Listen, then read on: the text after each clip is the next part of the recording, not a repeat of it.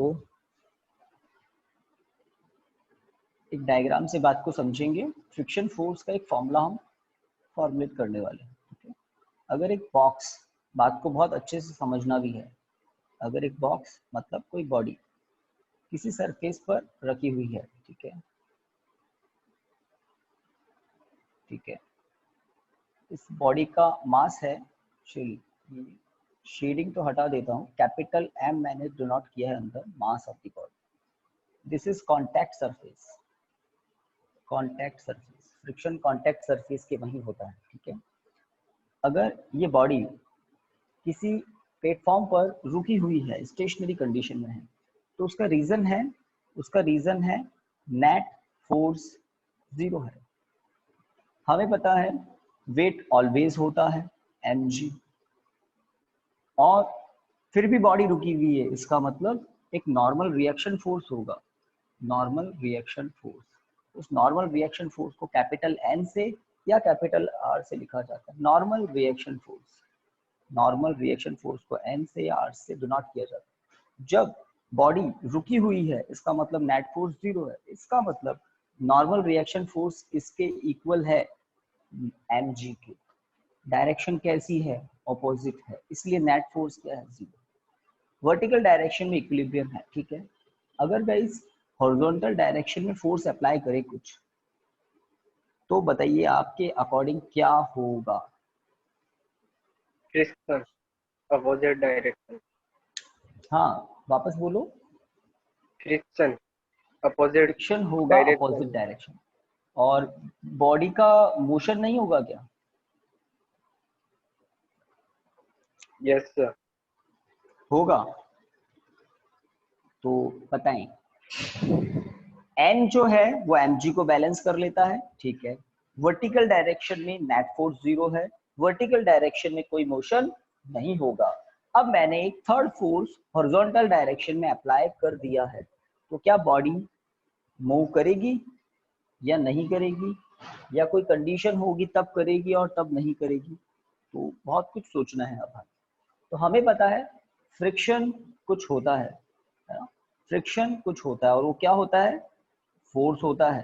Friction एक force होता है, और कैसा फोर्स होता है, अपोजिंग फोर्स होता है। ठीक है, और कहाँ वर्क करता है, कॉन्टैक्ट सरफेसेस पर वर्क करता है। तो एक बॉडी का सरफेस होगा ये, और है ना, जिस प्लेटफॉर्म पर रखी है बॉडी उसका भी सरफेस है। तो जिस डायरेक्शन में आप एक्शन फोर्स अप्लाई करते हैं, उस डायरेक्शन में friction force as a reaction force आ जाता है। Friction force, friction force. हाँ, अब कंडीशन है, जब तक एक्शन फोर्स की वैल्यू फ्रिक्शन फोर्स को कैंसिल नहीं करेगी, ओवरकम नहीं करेगी, तब तक उसका मोशन पॉसिबल नहीं। तो कब तक मोशन पॉसिबल नहीं होगा, इस कंडीशन तक, समझ रहे हैं? जब तक फ्रिक्शन फोर्स बड़ा है या फिर इक्वल है किसके, अप्लाइड फोर्स के। फ्रिक्शन फोर्स का मैग्नीट्यूड ज्यादा है या फिर बराबर है किसके, अप्लाइड फोर्स के, तब तक बॉडी का मोशन नहीं होगा। ट्रू? Yes sir. और यस अगर ये वाली कंडीशन आ जाए, ये वाली कंडीशन, तब पॉसिबल है, तब पॉसिबल है, तब पॉसिबल है ना। तो फ्रिक्शन फोर्स कहाँ होता है, ऑपोजिट डायरेक्शन में। एक और बात देखिए, एक और डायग्राम से बात को हम समझते हैं, ताकि और क्लियर होती जाए बातें। जब क्वेश्चन करेंगे तो आपको कम से कम प्रॉब्लम का को फेस करना पड़ेगा। लेट ये बॉडी है वही जिसका मास है कुछ m, तो हमने कहा उसका वेट होगा mg डाउनवर्ड। सरफेस का नॉर्मल रिएक्शन फोर्स होता है, नॉर्मल रिएक्शन फोर्स होता है। आपको बताया था एक्शन रिएक्शन ऑलवेज पेयर में होते हैं। ठीक है, पहली बार अगर बॉडी पर आप एक्शन फोर्स लेफ्ट साइड में अप्लाई कर दे, तो सरफेस कॉन्टेक्ट सरफेसेस के वहां जो फ्रिक्शन फोर्स होगा वो अप्लाइड फोर्स के अपोजिट होगा। देख रहे हैं ना दोनों डायग्राम को? तो फ्रिक्शन फोर्स कहां पर आता है, अपोजिट डायरेक्शन में, अप्लाइड फोर्स के अपोजिट, अप्लाइड फोर्स के अपोजिट। तो पहले तो आपको ये दो डायग्राम बनाने हैं, बनाइए फ्रिक्शन की डेफिनेशन के बाद।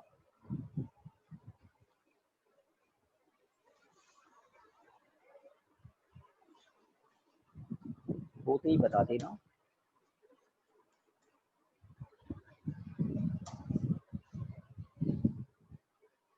Yes, sir. Yes, sir. है ना, इजी है, ज्यादा कॉम्प्लिकेटेड नहीं है। अब समझना बहुत जरूरी है आगे की कहानी। देखते हैं कैसे समझते हैं। स्टार्ट कर सकते हैं आगे। Yes, sir. देखिए, तो ये जो फ्रिक्शन फोर्स को मैंने स्मॉल एफ से लिखा है, इस फ्रिक्शन फोर्स का मैग्नीट्यूड किस पर डिपेंड करता है उसको समझना है। ठीक है, तो डायग्राम के नीचे लिखिए, the magnitude of friction force, the magnitude of friction force always proportional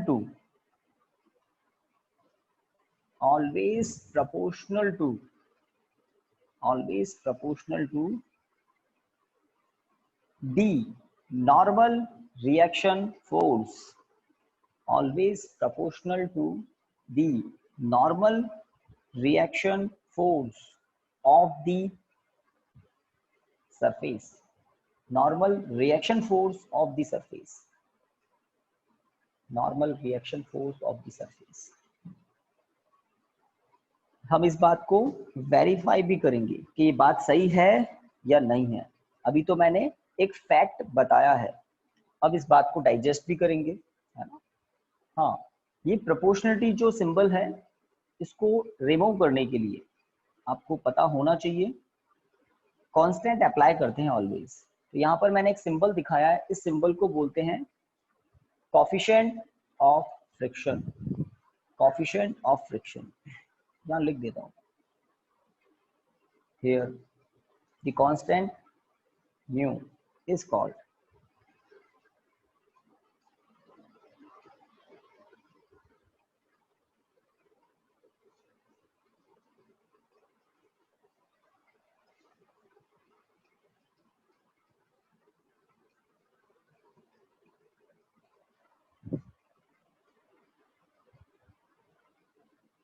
तो क्लियर दिख रहा है गाइस, एक बार बता दें। ठीक, Yes, sir. रीडिंग चल रहा है सभी के ठीक चल रहा है ना। ठीक है, friction, coefficient of friction,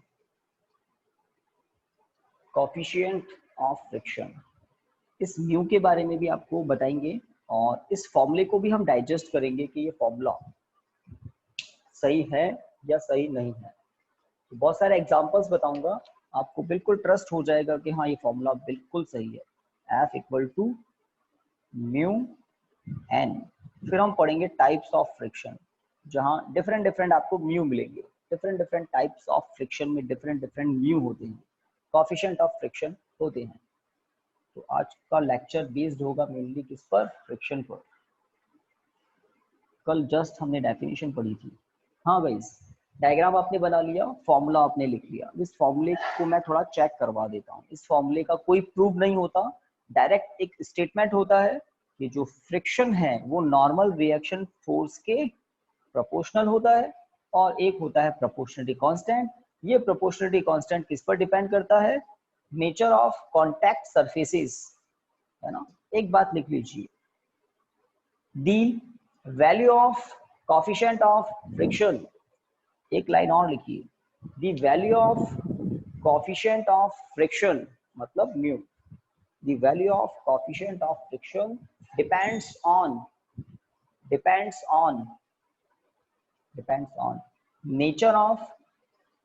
nature of contact surfaces, nature of contact surfaces। Done guys? Yes, sir. Nature of contact surfaces. अब थोड़ा समझते हैं। समझने के लिए कुछ डायग्राम्स, कुछ कंडीशंस। तो कौन कौन सी कंडीशन हम यूज लेंगे इस फॉर्मूला को समझने के लिए, देखिए। तो एफ म्यू पर भी डिपेंड करेगा, एन पर भी डिपेंड करेगा। कैसे? तो अगर मैं किसी प्लेटफॉर्म पर इमेजिन करूं किसी बॉडी को, ठीक है, तो बॉडी का जो कांटेक्ट सरफेस है उसका कुछ नेचर होगा। और जो प्लेटफॉर्म है पूरा का पूरा, उसका भी कुछ नेचर है सरफेस का, ठीक है। हाँ, नॉर्मल रिएक्शन फोर्स क्या होगा बताइए, नॉर्मल रिएक्शन फोर्स कितना होगा, अभी नॉर्मल रिएक्शन फोर्स कितना Equal होगा, to the weight. Equal to the weight. बात बिल्कुल सही है, जितना डाउनवर्ड वेट Yes, होता sir. है, वेट को mg से लिखते हैं, ठीक है। तो जितना वेट होगा उतना का उतना मैग्नीट्यूड होगा किसका, नॉर्मल रिएक्शन।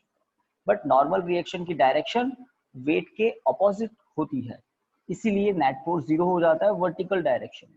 पहली बात, अगर आपसे कहें कि ये बॉक्स है 5 kg का, है ना, और यहाँ से यहाँ तक का एरिया है कुछ let 0.5 metre square, capital A. ये 0.5 मीटर स्क्वायर में क्या कह रहा हूँ, कॉन्टैक्ट सरफेस एरिया है बॉक्स का, बॉटम जो है ना उसका एरिया मैंने बता दिया 0.5 मीटर स्क्वायर, ज्यादा नहीं है, कम ही है, ठीक है। आपने इस सरफेस को पुल किया और आप इसको स्लाइड कर पाए, समझ रहे हैं, इस 5 kg के बॉक्स को आप स्लाइड कर पा रहे हैं, एक प्लेस से दूसरे प्लेस तक इसको मोशन करा पा रहे हैं, ठीक है। तो क्या क्या सेम है, एरिया 5.5 मीटर स्क्वायर, सरफेस का एरिया नहीं बदल रहा, सरफेस का नेचर नहीं बदल रहा, ठीक है। आप इसको स्लाइड कर पा रहे हैं। अब हमने इस बॉक्स के ऊपर एक और बॉक्स रख दिया, एक और बॉक्स रख दिया, और उसका वेट है 100 kg। अब आपको वापस कहा गया, क्या आपको इंस्ट्रक्शन दिया गया, slide the system right side, आपको इस सिस्टम को राइट साइड में स्लाइड करना है, राइट साइड में इसको खिसकाना है, राइट साइड में इसको डिस्प्लेस करना है। आपने वापस ट्राई किया और अब आप पा रहे हैं क्या, आप इसको स्लाइड नहीं करा पा रहे।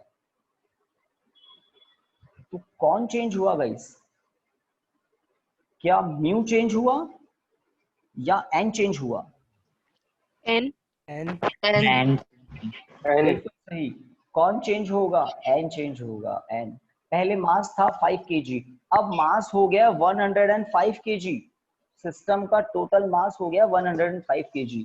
तो जो नॉर्मल रिएक्शन होगा वो बहुत ज्यादा हो गया है। अगर पहले 50 न्यूटन था, है ना, 5 इंटू 10 50 न्यूटन था, तो अब कितना हो गया, 1050 न्यूटन हो गया नॉर्मल रिएक्शन। तो आप पहले 5 kg के बॉक्स को स्लाइड कर पा रहे थे, अब नहीं कर पा रहे हैं। म्यू चेंज नहीं हुआ, क्यों नहीं हुआ, म्यू चेंज इसलिए नहीं हुआ क्योंकि कांटेक्ट सरफेस एरिया वही है, कांटेक्ट सरफेस एरिया वही है, सरफेस का नेचर भी वही है, तो म्यू तो वही है, तो कौन चेंज हुआ, एन चेंज हुआ। इस एक्सपेरिमेंट से आपको क्लियर हो गया कि जो फ्रिक्शन है वो एन के प्रोपोर्शनल है, क्योंकि आप हॉरिजॉन्टल डायरेक्शन में फोर्स अप्लाई कर रहे हैं, तो सिस्टम उधर चले जाना चाहिए बट नहीं जाता। क्यों नहीं जाता, क्योंकि अपोजिट डायरेक्शन में अपोज करता है फ्रिक्शन, और वो फ्रिक्शन अब बढ़ चुका है क्योंकि एन बढ़ चुका है, समझ रहे हैं।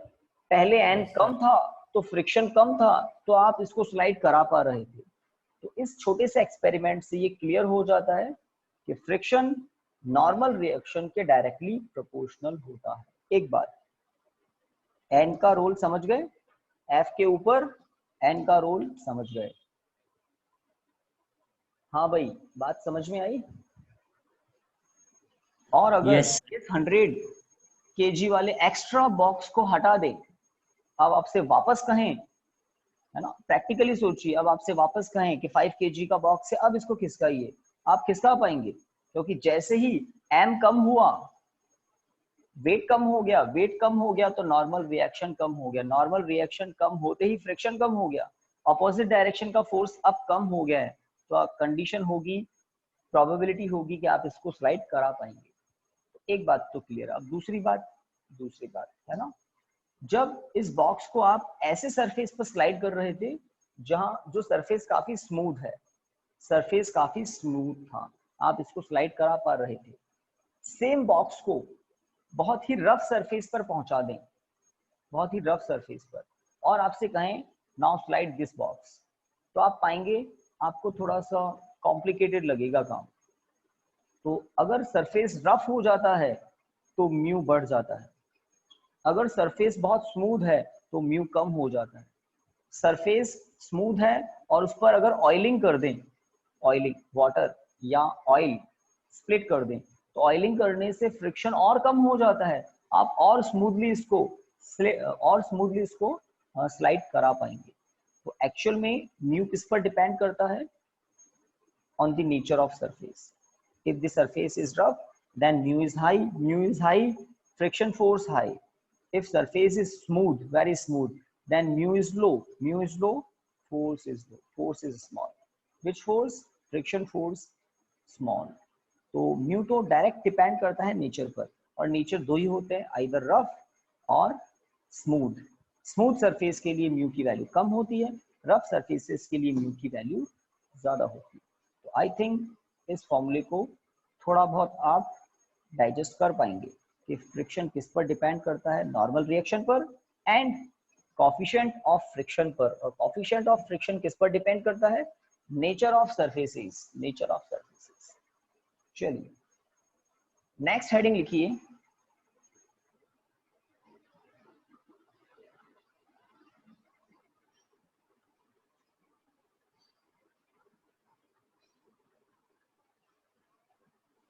types of friction. Again important topic, types of friction. इसमें फर्स्ट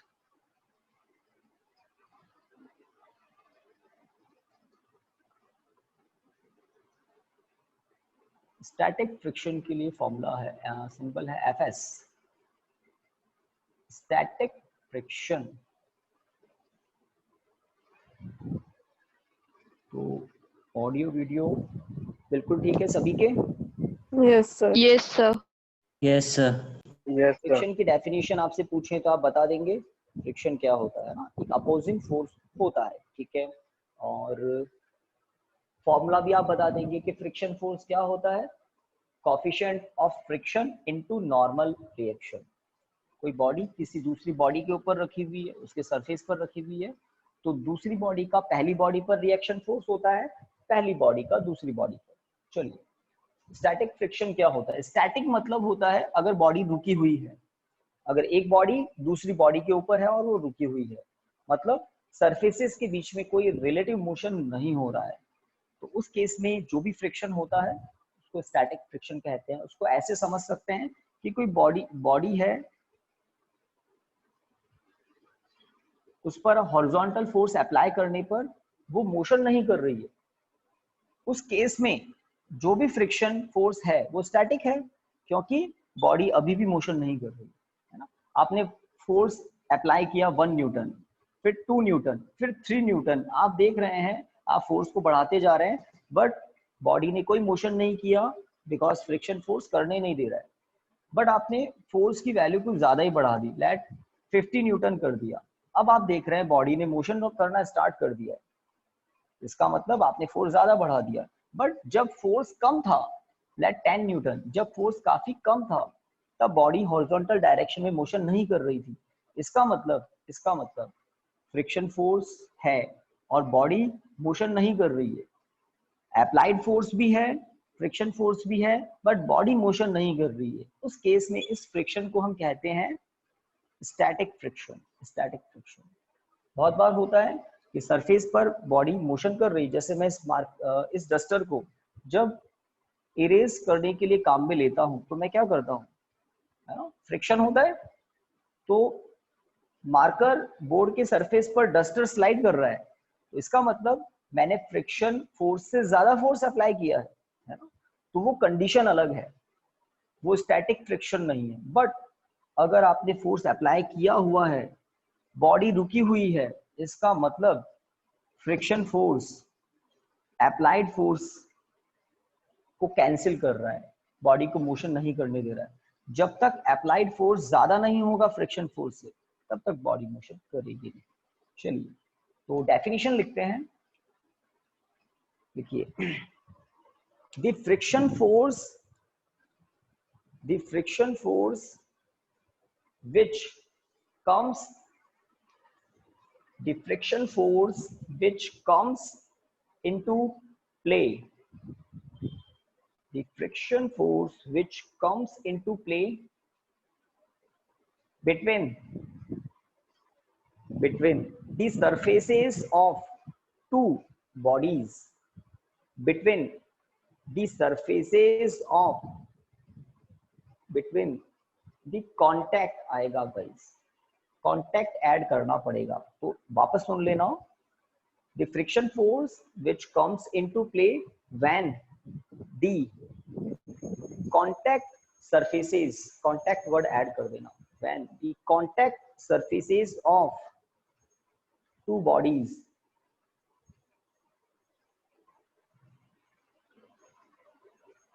yes guys, कहां तक लिख लिया? When the contact surfaces of two bodies. Contact तो सही कर दिया, ये जो वर्ड है ना वैन, ये वैन नहीं आएगा, इसके प्लेस पर क्या लिखना था?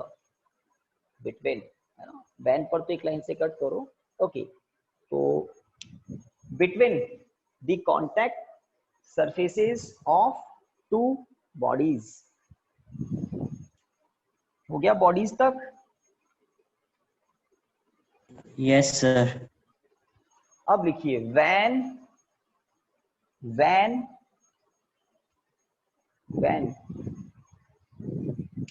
there is no relative motion, when there is no relative motion, when there is no relative motion between the two bodies, when there is no relative motion between the two bodies, between the two bodies। तो diagram तो बनाना ही है आपको, उसमें दिखाना क्या है? v equal to 0। हम सब जानते हैं वेट डाउनवर्ड होता है, हम सब जानते हैं नॉर्मल रिएक्शन अपवर्ड होता है, और अभी भी बॉडी क्या कर रही है? v इक्वल टू 0 रेस्ट पर है। लेकिन हमने जो थोड़ा सा फोर्स अप्लाई किया है हॉरिजॉन्टल डायरेक्शन में, उस थोड़े से फोर्स को कैंसिल करने वाला कोई ना कोई तो है, और वो कोई ना कोई कौन है? Static friction. हमने जो थोड़ा सा फोर्स अप्लाई किया है हॉरिजॉन्टल डायरेक्शन में, उसके अपोजिट स्टैटिक फ्रिक्शन फोर्स है। बॉडी मोशन नहीं कर रही है, नहीं कर रही है मतलब स्टैटिक, ठीक है? तो ये डायग्राम आपको बनाना है, v इक्वल टू 0 को हाईलाइट कर देना, स्टैटिक फ्रिक्शन की कंडीशन है। Fs सिंबल है स्टैटिक फ्रिक्शन के लिए, इसका फॉर्मूला भी लिख देते हैं, Fs equal to μs n। जब फ्रिक्शन फोर्स स्टैटिक है तो कोफिशिएंट ऑफ फ्रिक्शन भी स्टैटिक है, कोफिशिएंट ऑफ स्टैटिक फ्रिक्शन। तो फॉर्मूला हो गया स्टैटिक फ्रिक्शन पर। सेकंड आपको टाइप लिखना है kinetic friction.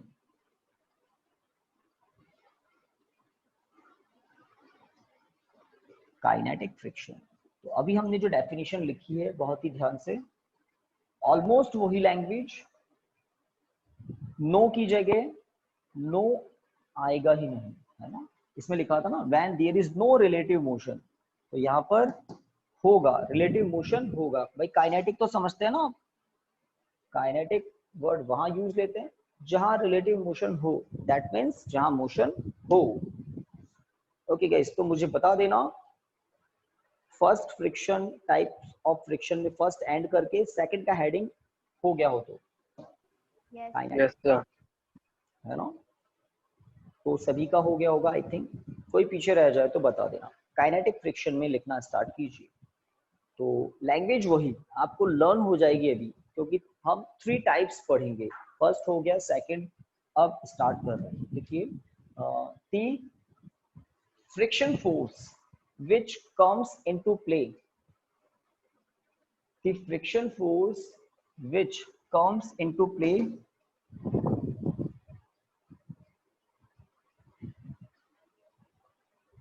between contact surfaces between contact surfaces of two bodies, between contact surfaces of two bodies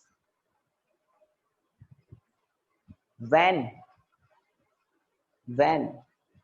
there is some relative motion, when there is some relative motion, when there is some relative motion between the two bodies,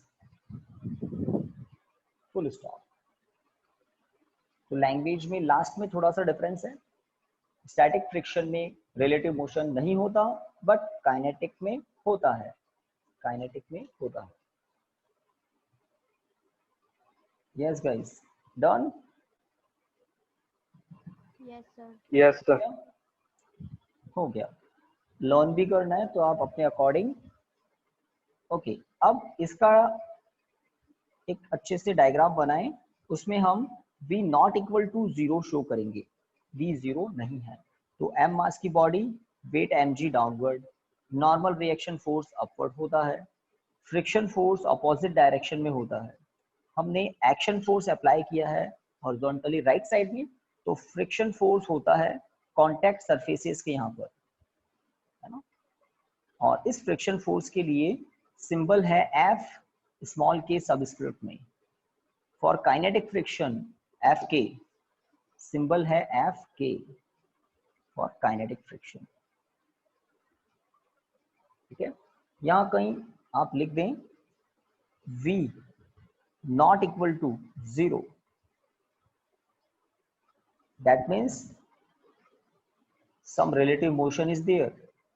v not equal to 0 से हमें पता लग जाता है some relative motion is there.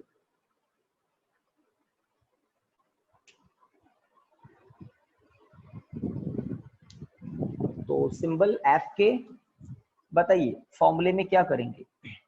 कोई बड़ा change नहीं है, छोटा सा चेंज फॉर्मूले में भी होगा, काइनेटिक फ्रिक्शन के फॉर्मूले में भी छोटा सा चेंज होगा। तो क्या होगा? एफ के इक्वल टू म्यू के। अब इस म्यू के को हम क्या कहते हैं? Coefficient of kinetic friction. Mu के coefficient of kinetic friction.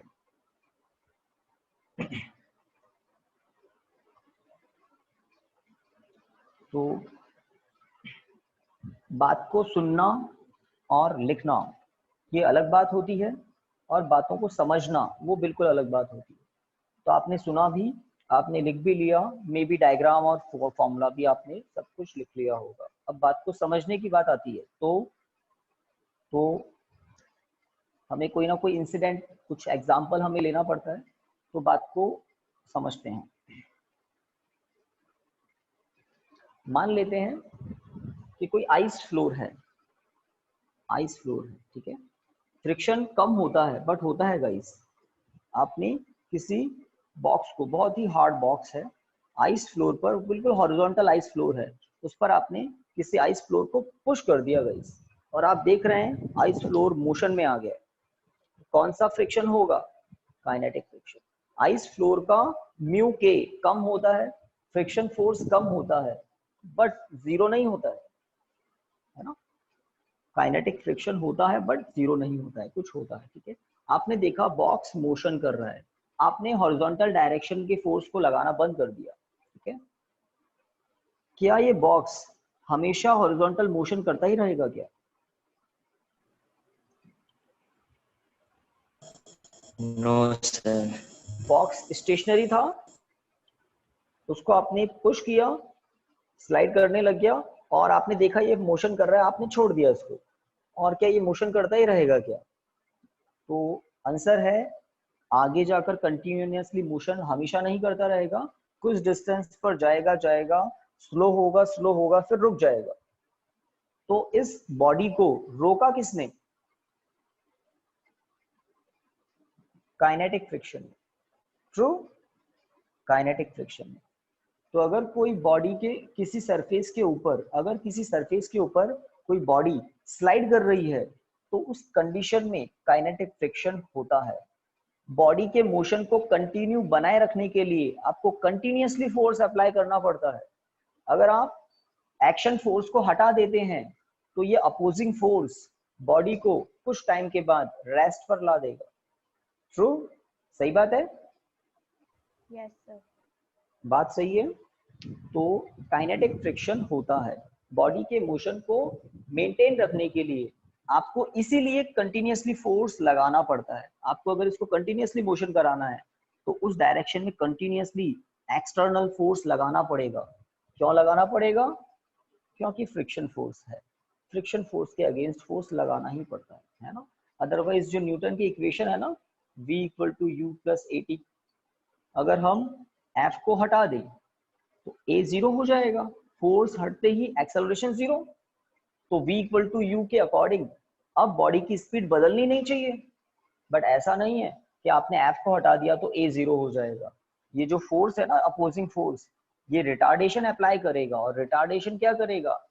Final velocity को धीरे धीरे कम करेगा, फाइनली 0 करके ही छोड़ेगा, है ना। तो अपोजिंग फोर्स होता है, काइनेटिक फ्रिक्शन होता है। चलिए आगे बढ़ते हैं। Last, rolling friction. अब ये रोलिंग क्या होता है पहले ये समझते हैं। तो ये मार्कर सिलेंड्रिकल है, इसका कैप हटा देते हैं। और लेट ये सरफेस है, डस्टर का एक प्लेन सरफेस है, मैंने इसको स्लोप बना दिया। तो स्लोप पर इस मार्कर को मैंने यहाँ पर छोड़ा तो ये रोल करता हुआ नीचे आता है। इसका कैप इसको लगा देते हैं ताकि आपको रोलिंग दिखे भी। तो this is the rolling motion. I think दिख रहा है आपको? This is the rolling motion. कुछ दिख रहा है? Yes, sir. This is the rolling motion. तो ये ऑब्जेक्ट नीचे भी आ रहा है और घूम भी रहा है, रोलिंग मोशन। तो अगर कोई बॉडी किसी दूसरी बॉडी के ऊपर रोल करती है, अगर कोई बॉडी किसी दूसरी बॉडी के ऊपर रोलिंग करती है, उस कंडीशन में फ्रिक्शन बहुत बहुत कम होता है, बट होता है ना, बट होता है। तो कौन सा फ्रिक्शन? Rolling friction. और रोलिंग फ्रिक्शन के लिए हम सिंबल लेंगे FR। रोलिंग फ्रिक्शन सबसे कम होता है, इसीलिए हमारे व्हीकल्स में क्या लगे होते हैं? व्हील्स। और व्हील्स का कौन सा मोशन होता है? रोलिंग। और आपने देखा होगा अगर, है ना, कि किसी व्हीकल के व्हील की एयर कम हो जाती है, एयर कम हो जाती है, तो उसको, है ना, उसको पुश करना बड़ा भारी पड़ जाता है। क्योंकि जैसे ही एयर कम हुई, टायर का बहुत सारा एरिया ग्राउंड को टच करेगा। जितना ज्यादा एरिया टच करेगा उतना फ्रिक्शन ज्यादा हो जाएगा। और अगर बहुत ही अच्छे से एयर टाइट भरा हुआ है तो फ्रिक्शन बहुत कम हो जाता है, बहुत कम सरफेस एरिया ग्राउंड को टच करता है।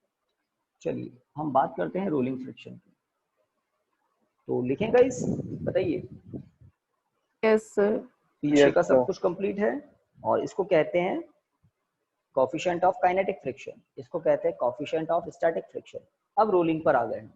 नाम याद रखना है, स्टैटिक, काइनेटिक, रोलिंग, और ज्यादा नहीं है। चलिए लिखिए, the friction force which comes into play. Start सबका सेम है। The friction force which comes into play, the friction force which comes into play when a body rolls, when a body rolls on the surface of another body, when a body rolls on the surface of another body, on the surface of another body.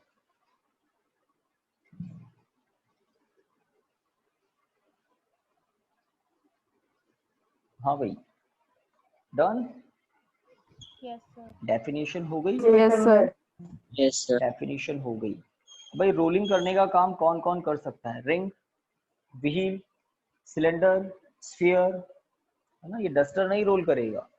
तो geometry कुछ ऐसी होनी चाहिए, ring, wheel, circle, है ना, sphere, cylinder, ये wheel, ये जो है ये रोल कर सकते हैं। तो रोलिंग में दो मोशन होते हैं, रोटेशनल मोशन भी होता है, ट्रांसलेटरी मोशन भी होता है ना। इस डायरेक्शन में बॉडी मोशन कर रही है, कोई सिलेंडर है या कोई व्हील है या कोई रिंग है, इस डायरेक्शन में मोशन कर रही है। तो जिस डायरेक्शन में मोशन होता है उसके अपोजिट होता है यहाँ पर FR, rolling friction, rolling friction, ठीक है। तो यहाँ मैं लिख देता हूँ V नॉट इक्वल टू 0, और कोई फोर्स है कंटिन्यूसली इस डायरेक्शन में, विदाउट फोर्स रोलिंग नहीं होता। तो फोर्स इस डायरेक्शन में है, इस पर, स्लिप नहीं कर रहा है टायर, गाइस ध्यान रखना, क्या कर रहा है, रोल कर रहा है, रोलिंग कर रहा है। रोल करना मतलब स्लिप करना नहीं होता है। आप देख सकते हैं यहाँ पर, अगर ये मार्कर इस प्लेटफॉर्म पर, ध्यान दे, अगर ये मार्कर इस प्लेटफॉर्म पर इस तरह से आता है तो इसको बोलते हैं स्लिप करना, बट अगर इस तरह से आता है तो उसको बोलते हैं रोल करना, ठीक है। तो स्लिप नहीं कर रहा है, purely rolling. I think diagram बना दिया होगा और रोलिंग फ्रिक्शन को दिखा दिया होगा। Yes, रोलिंग फ्रिक्शन का फॉर्मूला आप फटाफट लिख सकते हैं, FR equal to mu R N, N नहीं बदलता। यहाँ भी अगर कोई सिलेंडर है, कोई स्फीयर है, तो ऑब्वियसली उसका वेट डाउनवर्ड होगा और रिएक्शन फोर्स अपवर्ड होगा, इसमें तो कोई डाउट ही नहीं है ना। जहां भी किसी भी मोमेंट पर रिएक्शन फोर्स नॉर्मली अपवर्ड होता है। V not equal to 0, rolling हो रहा है। यहाँ पर म्यू आर क्या होगा, coefficient of rolling friction, coefficient of rolling friction. तो हमने फ्रिक्शन पढ़ा, टाइप्स ऑफ फ्रिक्शन पढ़ा। अब एक क्वेश्चन सॉल्व करते हैं। मैंने ग्रुप में क्वेश्चन सेंड किया था, एनसीईआरटी का ही क्वेश्चन है, देखिए भाई आ गया होगा, मैं रीड कर देता हूँ। Yes, sir. yes, sir. Example number 5.9, yes, और हमारे पास सफिशिएंट टाइम है, हम इस क्वेश्चन को कर पाएंगे comfortably. What is the acceleration of the box and trolley system shown in figure if the coefficient of kinetic friction between the trolley and surface is 0.04। एक तो आपको एक्सेलरेशन बताना है, ठीक है। What is the tension in the string? Okay, neglect the mass of string। Okay, तो diagram बनाना ही पड़ेगा और जो गिवन है उसको हम यहाँ पर अलग से लिख लेते हैं। तो एक अच्छा क्वेश्चन है, बिकॉज इसमें फ्रिक्शन की बात कर रहे हैं इसलिए मैंने इसको सेलेक्ट कर लिया। 5.9 है ना, एग्जाम्पल नंबर 5.9। तो एक ट्रॉली मास सिस्टम है, लेट दिस इज ट्रॉली, और उसके ऊपर कुछ मास भी है, कितना है, आई थिंक 20 kg और 20 kg, और यहाँ पर एक थ्रेड है, आपने नाम सुना है पुल्ली, ये जो होते हैं ना वेल्स, तो वेल्स से वाटर को पुल करने के लिए, बाहर निकालने के लिए एक पुली अप्लाई करते हैं, एक डिस्क, और रॉप जो होती है वो पुली से होते हुए आती है, थोड़ा फ्रिक्शन कम हो जाता है। तो this is pulley, circular pulley. Okay, यहाँ पर एक और बॉडी सस्पेंडेड है ऑफ मास, कितना है इसका mass, of mass 3 kg, of mass 3 kg, ठीक है। जहां पर ये इस तरह से डैश डैश है वो समझ लो सब रिजिड है, वॉल्स के फ्लोर के पार्ट हैं। ओके, ट्रॉली को कौन खींच रहा है, टेंशन फोर्स, सर आप म्यूट हो गए।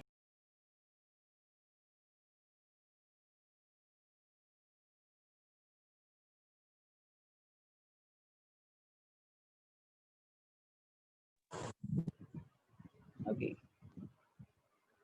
ऑडियो ठीक है students? Yes sir. Yes, sir. ठीक है sir. बीच में म्यूट हो गया था।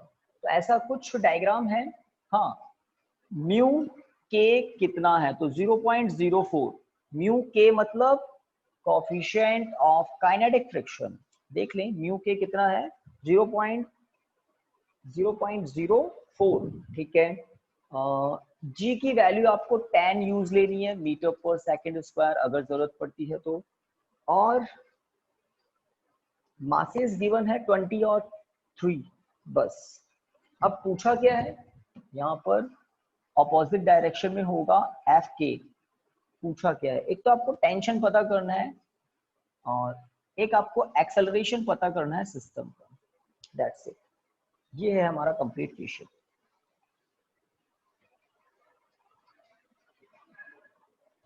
ओके, तो यहाँ पर डिफरेंट डिफरेंट मोशन है। कौन से डिफरेंट डिफरेंट है? ये जो 3 kg का बॉक्स सस्पेंडेड है, इसका मोशन है वर्टिकल मोशन। वर्टिकली डाउन आएगा ये धीरे धीरे, देख रहे हैं ना प्रैक्टिकली। ये 3 kg बॉडी नीचे आएगी वर्टिकली डाउन, और ये 20 kg की जो ट्रॉली है ये किस डायरेक्शन में जाएगी? हॉरिजॉन्टली राइट साइड में मोशन करेगी। 3 kg बॉक्स नीचे आएगा, 20 kg ट्रॉली राइट साइड में जाएगी। जितना ये डाउन आएगा, 3 kg बॉक्स जितना डाउन आएगा ट्रॉली उतना आगे जाएगी। अगर ये 1 सेंटीमीटर डाउन आएगा तो ट्रॉली 1 सेंटीमीटर आगे जाएगी। जो ट्रॉली की स्पीड होगी वही, जो बॉडी की स्पीड होगी वही ट्रॉली की स्पीड होगी। जो 3 kg बॉडी का एक्सेलरेशन होगा वही एक्सेलरेशन ट्रॉली का भी होगा। मानते हैं क्या? Yes sir. Yes sir. Mutually connected है ना? Yes sir. जितना बस है क्या, यहाँ पर वर्टिकल मोशन होगा, यहाँ हॉरिजॉन्टल होगा। तो जितनी स्पीड, जितना वेलोसिटी, जितना एक्सेलरेशन इधर होगा उतना ही इधर भी होगा। कनेक्टेड है सेम रॉप से, सेम स्ट्रिंग से। चलिए अब यस बोलिए। तो बोर्ड बहुत ज्यादा ब्लर आ रहा है। चेक करें भाई, चेक करें बाकी लोग। मुझे तो बिल्कुल परफेक्ट दिख रहा है। सही है सर। सही है सर। सही है। क्योंकि अगर वही आपको पता है, अगर मेरी इधर से प्रॉब्लम होती तो सबको प्रॉब्लम होती, सबको प्रॉब्लम होती। तो इसका मतलब आपके वहां पर नेटवर्क वीक हो गया है। तो देखो भाई, वेट करो कब सही होता है। हाँ, जी की वैल्यू कहाँ है? 10 मीटर पर सेकेंड स्क्वायर। तो ये जो बॉडी है 3 kg की, इसका वेट कितना होगा?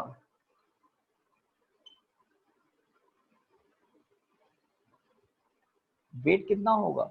30 Newton. True? Yes Yes, sir. sir. 3 into 10 30 Newton. Okay, ये जो ट्रॉली है, इस ट्रॉली का वेट कितना होगा? 200 न्यूटन। जल्दी बताइए, ठीक है? Yes sir. फटाफट बताते जाइए, है ना? तो हमें पता है रिएक्शन फोर्स होता है नॉर्मल रिएक्शन फोर्स। तो वो नॉर्मल रिएक्शन फोर्स भी कितना होगा? 200 न्यूटन ही होगा। जितना वेट उतना नॉर्मल रिएक्शन फोर्स। अगर हॉरिजॉन्टल सरफेस है तो बिल्कुल ठीक है, परफेक्ट है। हाँ, अब मान लेते हैं ये जो 3 kg बॉडी है उसका एक्सेलरेशन a है। कितना एक्सेलरेशन है? a है।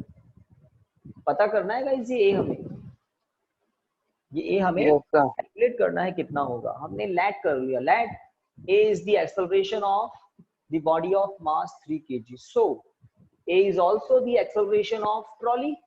सेम होगा, हमने मान लिया। अगर आपको मैं कहूं m मास की कोई बॉडी है और उसका एक्सेलरेशन a है, तो आप मुझे फोर्स बता सकते हैं क्या? MA। ma, बिल्कुल सही। F equal to ma। तो यही हुआ ना। अगर मैंने एक्सेलरेशन कह दिया a है और 3 kg का मास है, तो इसका मतलब इस 3 kg बॉक्स पर नेट फोर्स क्या होगा? F नेट क्या होगा? क्या होगा? 3 into a, 3 kg into acceleration, ये नेट फोर्स होगा। एक और बात, आप इस बॉडी को ध्यान से देखें। 3 kg की बात कर रहा हूं। इस 3 kg बॉडी पर कितने फोर्स हैं? How many forces are there? Only 2। One, its weight. Second, tension force of the string. देखिए, इसके अलावा Yes, कोई है sir. क्या? एक है 30 kg 30 न्यूटन, एक है टेंशन। इन दोनों का रिजल्टेंट क्या है? Net force. Net force. मैं रिजल्टेंट क्यों बोल रहा हूं?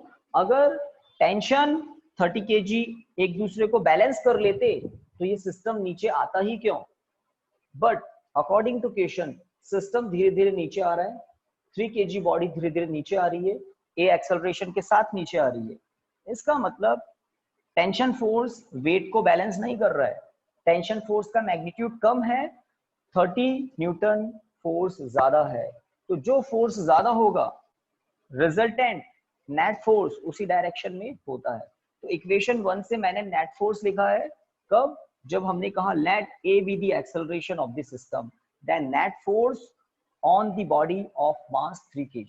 एक स्टेटमेंट लिख लीजिए, लेट ए स्मॉल ए, ठीक है, let A be the acceleration of, let A be the acceleration of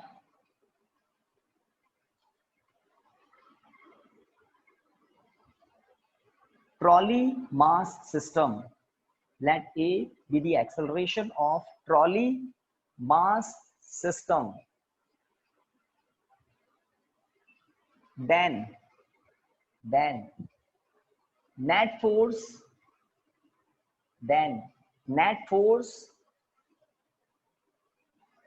on the mass of 3 kg, then net force on the mass of 3 kg, net force on the mass of 3 kg.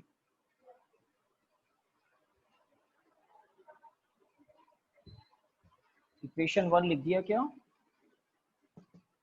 Net force on the mass. Yes sir. अच्छा question है ये। तो किसी भी body पर कितने force work कर रहे हैं वो आपने देख लिया, अब बॉडी किस डायरेक्शन में मोशन कर रही है वो भी हमने देख लिया। इसका मतलब जिस डायरेक्शन में मोशन कर रही है उस डायरेक्शन का फोर्स मैग्नीट्यूड में ज्यादा है ना। तो इक्वेशन 1 के बाद लिखिए again F net equal to, again F net equal to, देखते ही बात समझ जाएंगे, downward force minus upward force, तो F net क्या होगा? नेट फोर्स डाउनवर्ड ही होगा क्योंकि डाउनवर्ड फोर्स का मैग्नीट्यूड 100% ज्यादा होगा अपवर्ड फोर्स से। नेगेटिव साइन क्या बता रहा है? ये 30 न्यूटन और ये टेंशन फोर्स अपोजिट डायरेक्शन में। चलिए इक्वेशन 2 हो गया यहां तक। फ्रॉम इक्वेशन 1 and 2,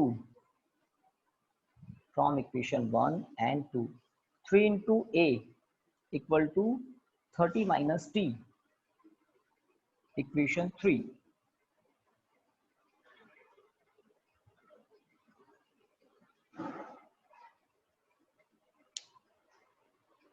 तो कल एक बात बताई थी क्या, अगर दो वेरिएबल हो, जैसे दो अननोन क्वांटिटी थी कल, थीटा और टेंशन, कल एक क्वेश्चन हमने किया था जिसमें दो अननोन क्वांटिटीज थी और उन दोनों क्वांटिटीज को फाइंड आउट करने के लिए हमने दो इक्वेशन बनाए थे, याद आया कुछ? Yes sir. है ना? Yes sir. अगर कहीं भी किसी क्वेश्चन में दो दो अननोन क्वांटिटीज हो, उनको फाइंड आउट करने के लिए आपको दो इक्वेशन बनाने ही पड़ते हैं और उस पर्टिकुलर क्वेश्चन में आपको सफिशिएंट इंफॉर्मेशन देते हैं ताकि आप इक्वेशन बना पाए। तो हमने इस 3 kg बॉडी को देखकर एक इक्वेशन बना लिया, उसमें आप देखेंगे एक्सेलरेशन भी है और उसमें आप देखेंगे टेंशन फोर्स भी है, एक्सेलरेशन भी है, टेंशन फोर्स भी है। किसकी कंडीशन को यूज लेकर? 3 kg मास जो है उसकी कंडीशन को यूज लेकर एक इक्वेशन आपके सामने है। ठीक है, अब ट्रॉली पर आते हैं। ठीक है, ट्रॉली पर आते हैं। यस गाइस, लिखिए net force on the trolley, net force on the trolley,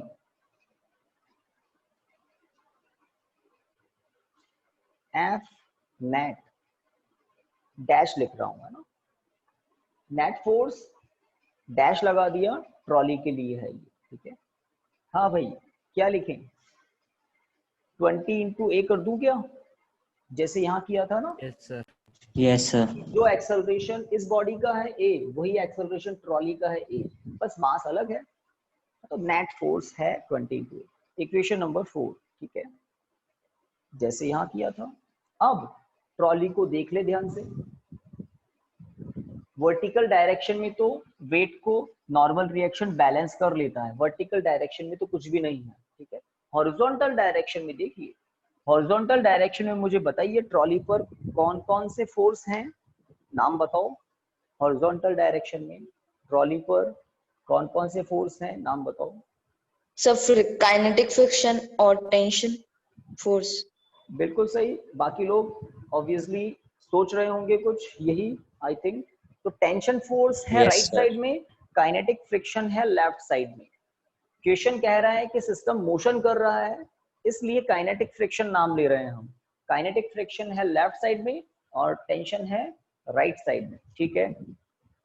तो नेट फोर्स वापस क्या लिख सकते हैं, जैसे ऐसे लिखा था ना आपने, ये वर्टिकल डायरेक्शन के लिए था, ट्रॉली का मोशन हॉरिजॉन्टल हो रहा है। तो इक्वेशन 4 के बाद लिखिए अगेन, अगेन अगेन मतलब वही net force. Again F net dash, trolley के लिए डैश लगा दिया, सिंबल चेंज। बताइए ट्रॉली का मोशन कहाँ हो रहा है, राइट या left? Right. Right, sir. Trolley का मोशन होगा राइट साइड में, राइट साइड में। इसका मतलब किसका मैग्नीट्यूड ज्यादा है? टेंशन फोर्स का मैग्नीट्यूड ज्यादा है काइनेटिक फ्रिक्शन से, इसलिए ट्रॉली राइट साइड में जा रही है। हो गया? इसको इक्वेशन Yes, sir. इसको थोड़ा सा सॉल्व करना है। F net dash equal to T minus mu k N. ये म्यू के एन कहां से आया? फॉर्मूला है ना, फ्रिक्शन फोर्स क्या होता है, F equal to mu N. अब काइनेटिक फ्रिक्शन है तो कोफिशिएंट ऑफ फ्रिक्शन भी कौन सा है ना, काइनेटिक। ओके आगे बढ़े। F net equal to, F net dash equal to T minus, बताइए म्यू की वैल्यू कितनी है? तो म्यू की वैल्यू आई थिंक 0.04. 0.04 है ना, वैल्यू पुट करते हैं 0.04। एन कितना है गाइस? 200 न्यूटन। है ना, 20 तो मास है, एन मतलब नॉर्मल रिएक्शन फोर्स कितना है, 200 न्यूटन। 200 लिख देता हूं, तो 200 इंटू 0.04 कितना आएगा? 8 आएगा या 80 आएगा? 8 आएगा सर। 8 ही आएगा, चेक कर लिया होगा आई थिंक सबने, है ना। तो 8 ही आएगा, ठीक है। तो एफ नेट, एक और इक्वेशन आ गया, F net dash, equation number 5। तो 4 5 से आपको एक नया रिजल्ट मिलेगा। फिर आपको मेरी बात याद करनी पड़ेगी, अगर दो अननोन क्वांटिटी हो तो दो इक्वेशन बनाते हैं। तो आज हमारे पास दो अननोन क्वांटिटी है जिसका पता लगाना है हमको, तो दो इक्वेशन बनानी थी और दो इक्वेशन बनने वाली है। From equation 4 and 5, from equation 4 and 5, 20 into a equal to capital T minus 8, equation 6। तो इक्वेशन नंबर 3, इक्वेशन नंबर 6। अब मैं वेट कर रहा हूं, आप मुझे एक्सेलरेशन का और टेंशन का आंसर बताओ, एक्सेलरेशन कितना होगा, टेंशन कितना होगा। इक्वेशन 3 को, इक्वेशन 6 को आपका जैसा मन हो वैसे यूज लो, आंसर बताओ। मेन फिजिक्स तो ओवर हो गई, अभी आपकी normal mathematics. Linear equation of, है ना, pair of linear equation of two variables, ऐसा कुछ हो गया अभी। एक है वेरिएबल ए, एक है टेंशन। तो इन अननोन क्वांटिटीज के बारे में बताएं और जल्दी बताएं।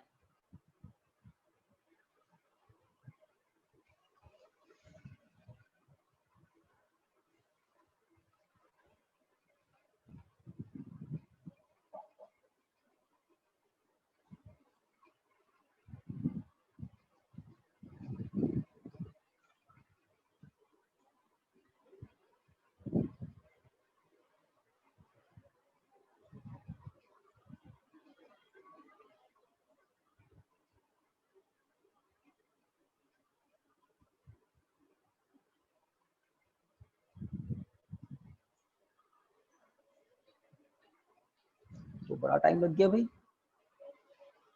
मैं तो क्या करता, 6 को 3 से डिवाइड कर देता लेट, तो मुझे क्या मिलता, 3/6 को डिवाइड करता है ना 3 से, 20/3, और इधर मिलता t-8 अपॉन 30 - t। मैं इक्वेशन 3 को इक्वेशन 6 को इक्वेशन 3 से डिवाइड कर देता, फिर मैं क्रॉस मल्टीप्लाई कर देता, है ना। 600 minus 20t equal to 3t minus 8 × 3 24। फिर मैं इधर उधर ट्रांसफर करता, तो मुझे 23t इक्वल टू क्या मिलता, 576। ऐड होता ना ये, तो 624 ऐड होता। So t equal to 624 divided by 23 newton. किसी ने डिवाइड किया हो तो बता देना।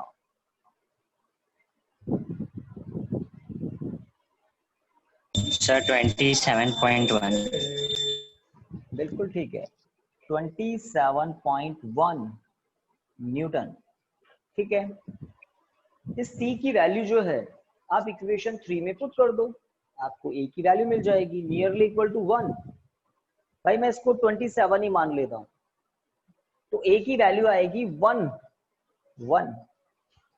बताएं भाई 27.1 क्या है, नियरली इक्वल टू 27। तो t की वैल्यू जब इक्वेशन 3 में पुट करेंगे तो ये इक्वेशन एंड हो गया। तो आपसे पहले यहाँ पर इक्वेशन सॉल्व होने वाला है, ठीक है। फ्रॉम, हो सकता है आप में से किसी ने कर लिया हो बट कहा नहीं, बताया नहीं। From equation 3 × a equal to 30 minus 27।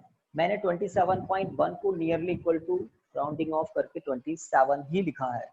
So a equal to 3/3 equal to 1 metre per second square. आपकी टेक्स्ट बुक अगर आपके पास है तो थोड़ा वेरीफाई करके बताइए बुक में क्या आंसर आ रहे हैं।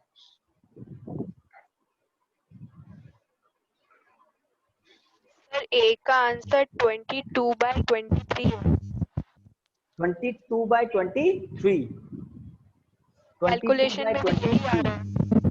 हाँ, तो एक्चुअल में टेंशन का आंसर कितना आ रहा है फिर? सर टेंशन का आंसर तो सेम है, बट वो सेम है मतलब यही ना। यही है।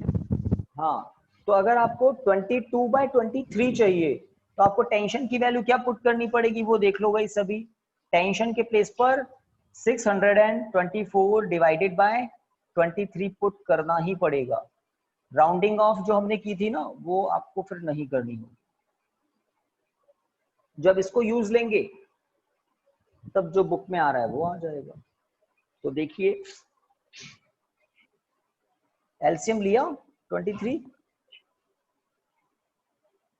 और ये इक्वेशन को 3 से कैंसिल कर सकते हैं, जैसे 3 × 1 = 3, ये 10 टाइम 624 3 से कैंसिल होता है क्या? Yes sir. क्या होता है 208, है ना। तो पूरी इक्वेशन 3 से कैंसिल हो गई, यहाँ 1, यहाँ 10, यहाँ 208। अब एलसीएम ले लिया मैंने 23, तो ये हो गया 230 माइनस 208। इसलिए मैं आपसे टेक्स्ट बुक का भी पूछ रहा था कि टेक्स्ट बुक में क्या आ रहा है। तो टेक्स्ट बुक में जो आ रहा है वो आ जाएगा क्या? Yes sir. परफेक्ट आ रहा है। ए की value 22/23 metre per second square. तो टेंशन की ये जो वैल्यू हमने पता की है 624/23, उसको अगर हम इक्वेशन 3 में एज इट इज पुट करते हैं, एलसीएम लेते हैं, तो है ना कंप्लीट आइडियल आंसर आएगा। और वो राउंडिंग ऑफ वाला सिस्टम फिर मैं हटा देता हूँ ताकि आंसर आपका एग्जैक्टली मैच करे। तो ये टेंशन की वैल्यू है और ये एक्सेलरेशन की वैल्यू। हाँ, ये सब तो आप कर लेंगे इक्वेशन 6 तक। इक्वेशन 3 और इक्वेशन 6 अगर बन गए आपसे सही तो ये काम तो आप कर ही लेंगे। अब इक्वेशन 3 कैसे बना था वो देख लेना। नेट फोर्स एक्सेलरेशन की हेल्प से इक्वेशन 1, नेट फोर्स दोनों फोर्स के सब्ट्रैक्शन से इक्वेशन 2, इक्वेशन 1 इक्वेशन 2 के LHS सेम है, net force on the same body, हमने इनको इक्वेट करके इक्वेशन 3 बनाया आपके पास लिखा हुआ है। सेम कंडीशन हमने ट्रॉली पर अप्लाई की, अगर ट्रॉली का एक्सेलरेशन a है तो इसके मास और इसके एक्सेलरेशन से नेट फोर्स पहली बार लिखा। अब ट्रॉली पर कितने फोर्स वर्क कर रहे हैं आपने बताया, टेंशन फोर्स, काइनेटिक फ्रिक्शन, और उनके डिफरेंस से भी net force, same net force 2 बार पता कर लिया। इक्वेशन 4 इक्वेशन 5 सॉल्व करते करते 5 तक पहुंचे थे। इक्वेशन 4 इक्वेशन 5 से हमें इक्वेशन 6 मिला था इक्वेशन 6। 3 और 6 से आप जो चाहे पता कर सकते हैं, पहले a पता कर सकते हैं या t पता कर सकते हैं। डन गाइस, बताइए बात डाइजेस्ट हुई? Yes, sir. Yes, sir. तो इसको वापस सेल्फ करके भी देखना। ये क्वेश्चन ऐसे हैं कि कुछ 1 महीने बाद आप इसको करके देखते हैं तो स्टार्ट कहाँ से करेंगे ये सोचने लग जाते हैं बच्चे, तो इसकी प्रैक्टिस कर लेना ताकि आप फटाफट स्टार्ट करें, सोचना नहीं पड़े ज्यादा। चलिए, तो अब हमारी क्लास होगी मंडे को गाइस, ठीक है ना? तो थैंक यू स्टूडेंट्स आज के लिए। Thank you, sir. Yes, sir. Sir. Thank you, sir. Okay.